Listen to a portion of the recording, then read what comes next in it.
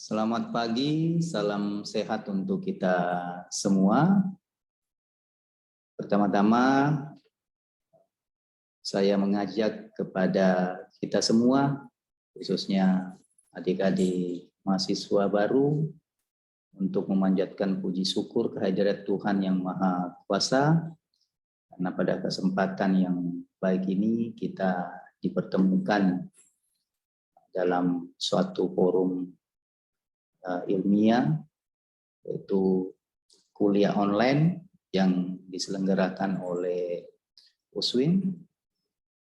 Ini pun kuliah tentunya berbeda dengan kuliah-kuliah yang sebelumnya, di mana perkuliahan ini harus kita beradaptasi dengan kondisi yang saat ini, kondisi pandemi yang tentunya harus menyesuaikan dengan tatanan baru. Dan tentunya apresiasi yang setinggi-tingginya kami berikan kepada pihak USWIM, dalam hal ini Rektor USWIM, atas waktu dan kepercayaan yang diberikan kepada kami, Kejaksaan Negeri Nabire, untuk memberikan pengantar kuliah yang terkait dengan revolusi mental. Baik, adik-adik mahasiswa yang saya hormati, pertama-tama saya ucapkan selamat kepada adik-adik yang saat ini telah berubah statusnya dari yang sebelumnya sebagai siswa menjadi mahasiswa. Sekali lagi saya ucapkan selamat, artinya status maha ini sudah dikatakan adik-adik sudah dipastikan bisa lebih mandiri, mampu membuat suatu keputusan, termasuk keputusan untuk bergabung di kampus Universitas Satya Wiyata Mandala atau sering kita sebut USWIN.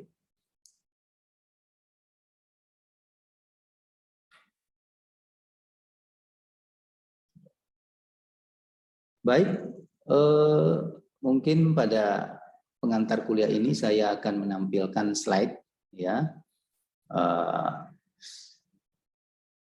terkait perkuliahan pada pagi hari ini.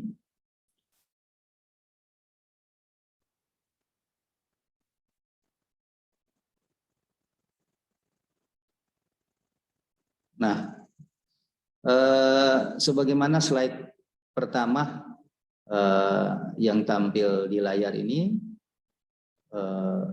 ada kata bijak yang menyatakan bahwa eratnya sebuah hubungan persaudaraan ditentukan dari perkenalannya. Atau biasa juga kita mendengar istilah tak kenal maka tak sayang, begitu pula tak sayang maka tak cinta. Nah, sehingga supaya hubungan persaudaraan kita makin erat, tahap pertama yang ingin saya lakukan adalah memperkenalkan diri saya. Nama saya Muhammad Rizal, yang saat ini menjabat sebagai Kepala Kejaksaan Negeri Nabire. Nah, pada kesempatan kali ini saya diberi kesempatan dari pihak kampus USWIM untuk berbagi cerita atau pengalaman dan ilmu. Adapun hal yang ingin saya bagi kepada adik-adik sekalian mengenai pembinaan Gerakan Nasional Revolusi Mental, Indonesia Melayani, Bersih, Tertib, Mandiri, dan Bersatu melalui nilai-nilai gotong royong, etos kerja, dan integritas. Slide selanjutnya.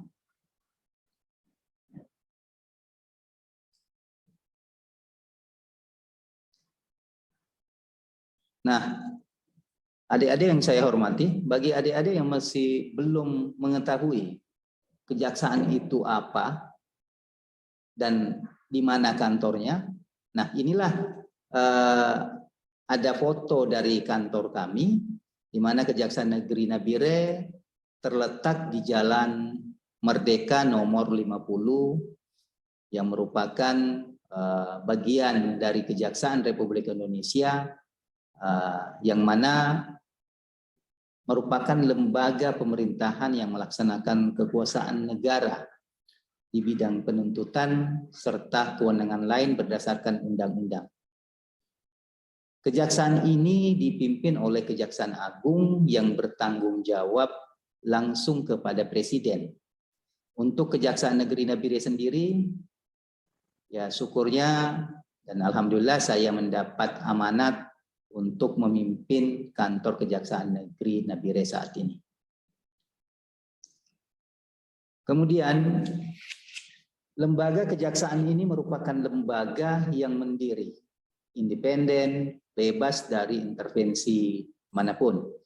Dan Kementerian Kejaksaan Republik Indonesia telah diatur dalam Undang-Undang Nomor 16 Tahun 2004 tentang Kejaksaan Republik Indonesia, yang mana dalam penjelasannya pada bagian umum yakni menjelaskan kedudukan dan peran Kejaksaan Republik Indonesia sebagai lembaga negara, sebagai lembaga negara pemerintahan yang melaksanakan kekuasaan negara di bidang penuntutan yang bebas dari pengaruh kekuasaan pihak manapun, yakni yang dilaksanakan secara merdeka terlepas dari pengaruh kekuasaan pemerintah dan pengaruh kekuasaan lainnya.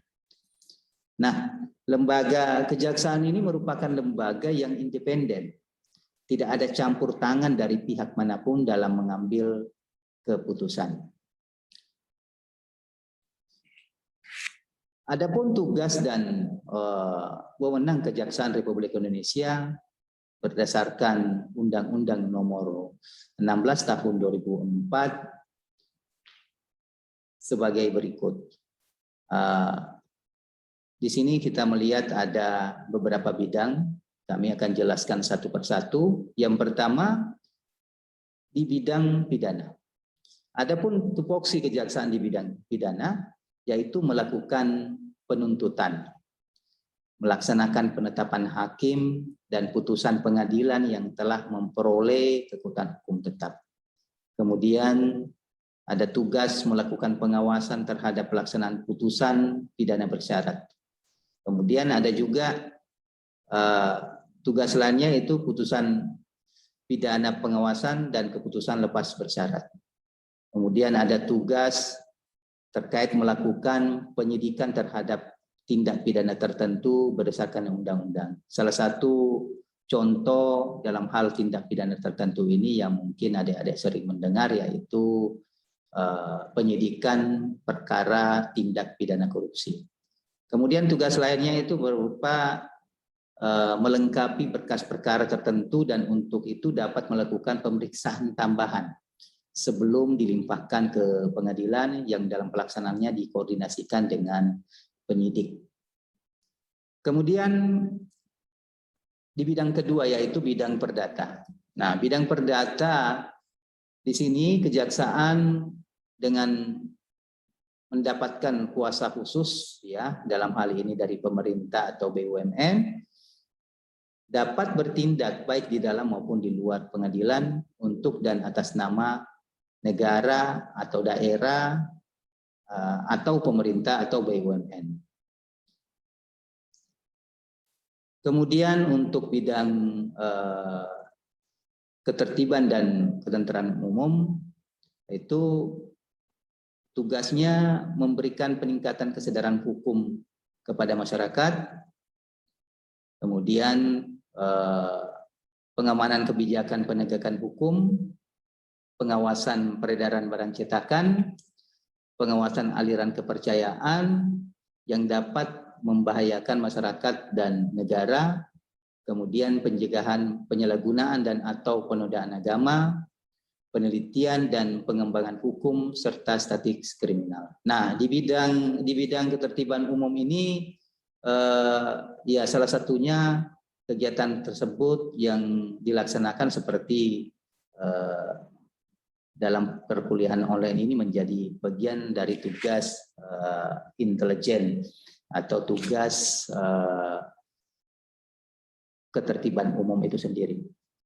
Nah, lanjut bahwa di Kejaksaan Republik Indonesia ini juga memiliki struktur, di mana sebagaimana dalam slide ini, struktur lembaga kejaksaan itu dipimpin oleh Jaksa Agung. Kemudian ada Wakil Jaksa Agung yang dibantu para staf ahli, ada tenaga ahli dan asisten Jaksa Agung.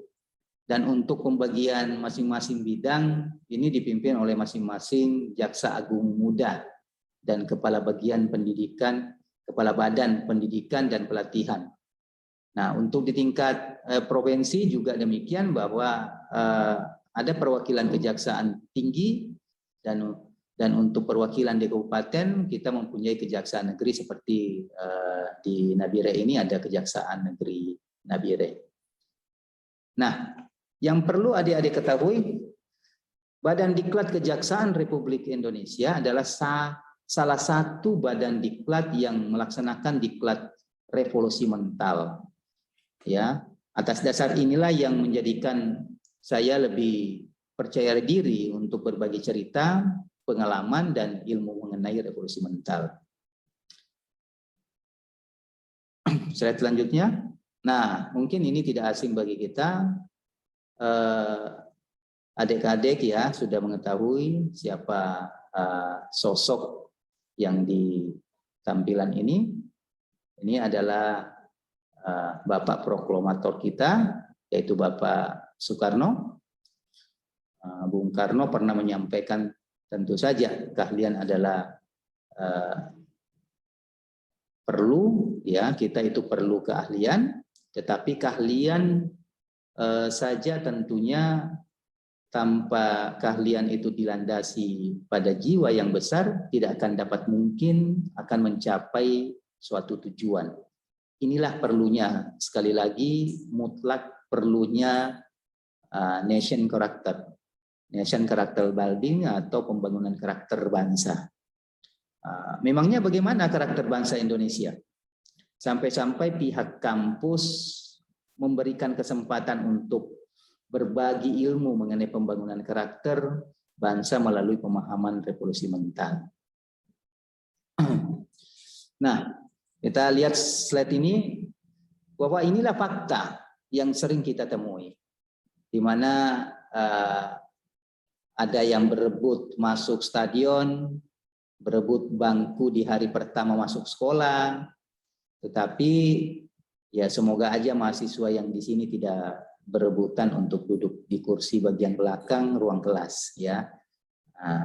Fakta-fakta yang masih kita temui di lapangan seperti budaya mengantri yang masih rendah. Ada disiplin lalu lintas yang rendah serta masih banyak ditemui yang tidak tertib di jalan raya.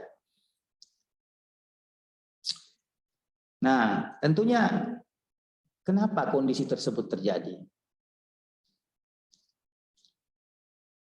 Nah, ini ilustrasi. Seorang guru di Australia pernah berkata, kami tidak terlalu khawatir jika anak-anak sekolah dasar kami tidak pandai matematika. Tapi kami jauh lebih khawatir jika mereka tidak pandai mengantri. Dari sini dapat ditarik kesimpulan bahwa masih ditemukannya sebagian orang-orang yang tidak sadar akan pentingnya pendidikan karakter yang baik. Kemudian lanjut slide berikutnya. Nah, ini Bapak Presiden kita, Bapak Jokowi, menyampaikan untuk lebih memperkokoh kedaulatan, meningkatkan daya saing, dan mempererat persatuan bangsa. Kita perlu melakukan revolusi mental. Sehingga tercetuslah gerakan nasional, yaitu Gerakan Nasional Revolusi Mental yang tertuang dalam program Nawacita berdasarkan Perpres nomor 87 tahun 2017 tentang penguatan pendidikan karakter. Ya, lanjut slide berikutnya. Nah, Apa sih itu revolusi mental? Revolusi mental adalah gerakan nasional untuk mengubah cara pandang, pola pikir, sikap-sikap, nilai-nilai dan perilaku bangsa Indonesia untuk mewujudkan Indonesia yang berdaulat, mandiri dan berkepribadian.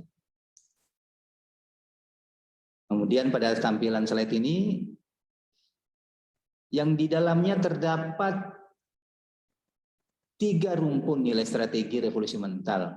Itu yang pertama integritas, kemudian etos kerja dan gotong royong. Nah, integritas di dalamnya tertuang sikap jujur, dapat dipercaya, berkarakter dan bertanggung jawab.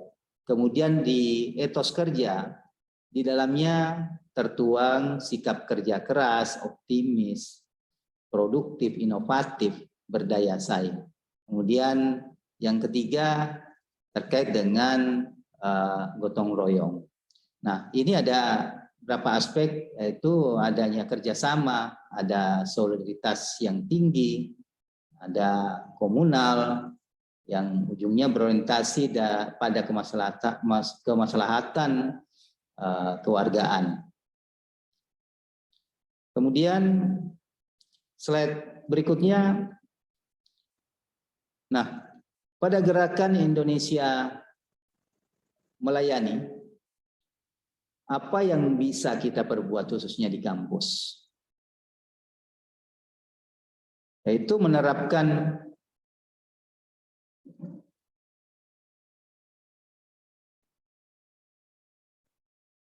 pada gerakan Indonesia melayani, apa yang seyogianya yang bisa kita perbuat di kampus, khususnya adik-adik mahasiswa baru, ya, yaitu menerapkan senyum sapa dan salam.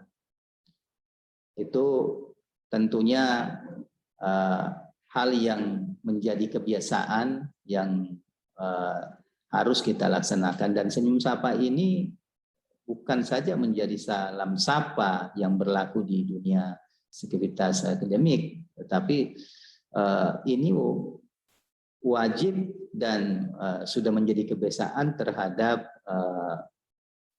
sapaan-sapaan dilakukan oleh hal-hal yang sifatnya pelayanan. Nah, kemudian mendahulukan kepentingan kampus. Nah, kemudian harus aktif di organisasi kemasyarakatan.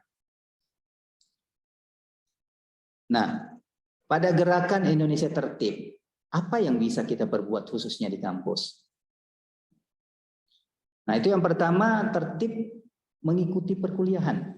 Nah, kami ingatkan kepada adik-adik mahasiswa agar senantiasa ya untuk menjadi mahasiswa yang baik, ya tentu ada salah satu yang jadi tolak ukurnya, yaitu bagaimana kemudian bisa lebih tertib mengikuti perkuliahan. Nah, kemudian tertib administrasi dalam kampus.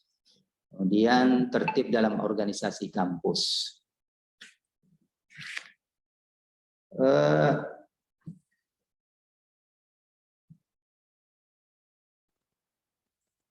Kemudian pada gerakan Indonesia Bersih, apa sih yang bisa kita pada gerakan Indonesia Mandiri, apa sih yang bisa kita perbuat khususnya di kampus?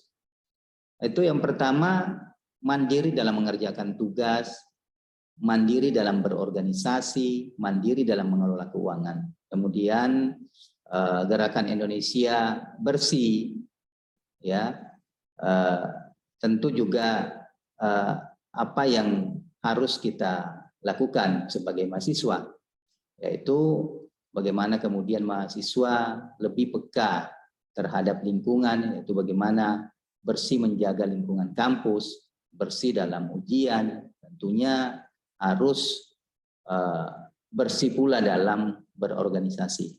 Nah,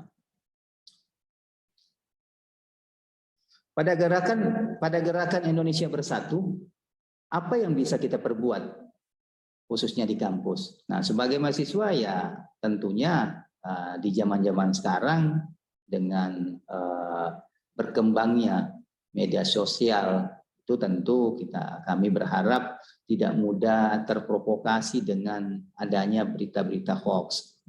Ya, tentu harus tolong menolong antar sesama, toleransi dalam antar umat beragama, dan pemilihan badan eksekutif mahasiswa yang tentu harus berangkat dari integritas. Nah, kemudian untuk membangun generasi emas tahun 2045 yang dibekali keterampilan abad 21, tentu apa peran mahasiswa dalam hal mewujudkan hal tersebut. Nah, di sini ada beberapa catatan yang kami garis bawahi. Yang pertama mengenai kualitas karakter. Nah, bagaimana mahasiswa beradaptasi pada lingkungan yang dinamis? Nah, tentunya di sini yang pertama itu adanya religiositas, kemudian sikap nasionalisme, ada sikap kemandirian, ada sikap gotong royong, dan integritas. Nah, kemudian di poin kedua yang tidak kalah pentingnya terkait dengan literasi dasar. Nah, kami maksudkan di sini bagaimana mahasiswa menerapkan keterampilan dasar sehari-hari. Kemudian melalui literasi bahasa, literasi numerasi, ada literasi sains, literasi digital yang berupa teknologi informasi dan komunikasi, ada literasi finansial, literasi budaya dan kewargaan. Kemudian poin ketiga terkait dengan kompetensi. Bagaimana kemudian mahasiswa dapat memecahkan masalah yang sekompleks apapun, sehingga untuk menjawab terkait dengan kompetensi ini, mahasiswa tentu harus peka, berpikir kritis, harus kreatif, komunikatif, dan kolaborasi. Nah, mungkin sebagai pengantar kuliah online yang kami dapat berikan pada pagi hari ini, mudah-mudahan dengan bahan-bahan yang sangat sederhana ini bisa memberikan sedikit tambahan wawasan kepada adik-adik mahasiswa. Ya, kami tentunya dalam pemaparan secara online ini dengan keterbatasan yang ada, dengan waktu yang sangat singkat, tidak luput dari kesalahan-kesalahan. Melalui kesempatan ini kami menyampaikan permohonan maaf, dan sekiranya pada pertemuan-temuan di lain waktu masih bisa dapat dilakukan perkuliahan, entah itu mudah-mudahan di waktu yang akan datang suasana pandemi ini sudah makin membaik. Kami sangat berharap juga suatu saat bisa bertatap langsung dengan adik-adik mahasiswa yang dilakukan secara fisik. Kemudian kami menyampaikan banyak terima kasih kepada Sivitas Akademik yang telah memberikan waktu kepada kami untuk mengisi perkuliahan secara online. Terima kasih atas kesempatan dan mohon maaf atas segala kekurangan. Kami akhiri dengan ucapan ya, selamat pagi dan salam sehat untuk kita semua. Terima kasih.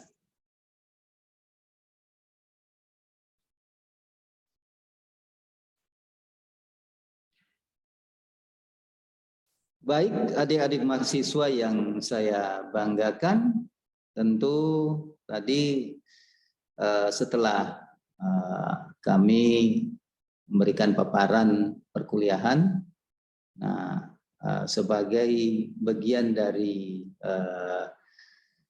perkuliahan tersebut, nah di akhir perkuliahan ini